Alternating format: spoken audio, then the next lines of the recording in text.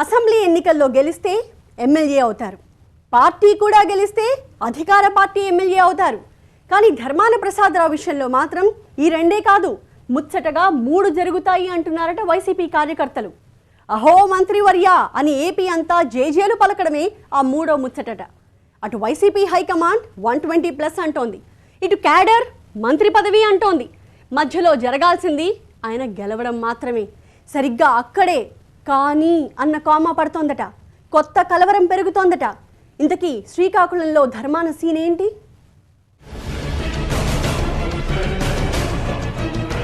శ్రీకాకుళం జిల్లా మొత్తం మీద అత్యంత ఆసక్తిని రేపే నియోజకవర్గం శ్రీకాకుళం అసెంబ్లీ సెగ్మెంటే.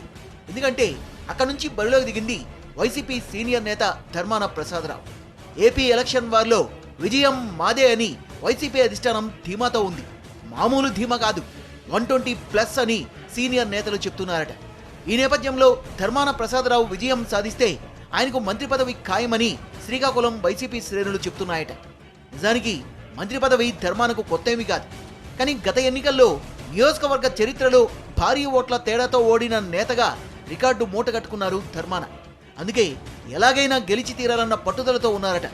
అయితే శ్రీకాకుళంలో ఈసారి కూడా టఫ్ ఫైట్ నడిచిందని రాజకీయ వర్గాలు తేల్చి చెప్తున్నాయట.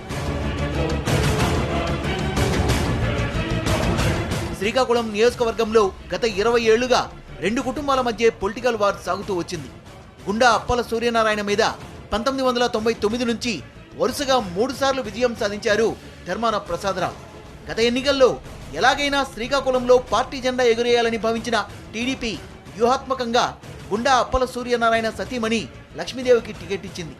అప్పటికే వరుసగా గెలుస్తున్న ధర్మాన మీద సహజంగానే ఉండే వ్యతిరేకత, యువతల ప్రత్యర్థి మహిళ కావడంతో అన్నీ కలిసొచ్చి టీడీపీ విజయం సాధించింది. అది కూడా మామూలు విజయం కాదు. శ్రీకాకుళం నియోజకవర్గం ఏర్పడిన తర్వాత 25,000 ఓట్ల తేడాతో గెలిచింది గుండా లక్ష్మీదేవి ఒక్కరే. ఇప్పుడు కూడా మళ్ళీ Dharmana versus Lakshmidevi bar episode జరిగిపోయింది. 2014తో పోలిస్తే పోలింగ్ 5% తక్కువ నమోదైంది. అదే సమయంలో మహిళా ఓటింగ్ శాతం పెరిగింది. దీంతో తమ విజయం ఖరారైపోయిందని టీడీపీ వర్గాలు ధీమాగా చెప్తున్నాయట. 1999లో నర్సన్నపేట నుంచి శ్రీకాకుళంకి షిఫ్ట్ అయిన ధర్మాన వరుసగా 3 ఎన్నికల్లో గుండా ఫ్యామిలీని ఓడించి తిరుగులేని పట్టు సాధించారు. కానీ గత ఎన్నికల్లో సీన్ మారింది. వచ్చిన అవకాశాన్ని సద్వినియోగం చేసుకునే దిశగా గుండా లక్ష్మి వేగంగా పావులు గదిపారని రాజకీయ వర్గాల్లో చర్చ సాగుతోందట.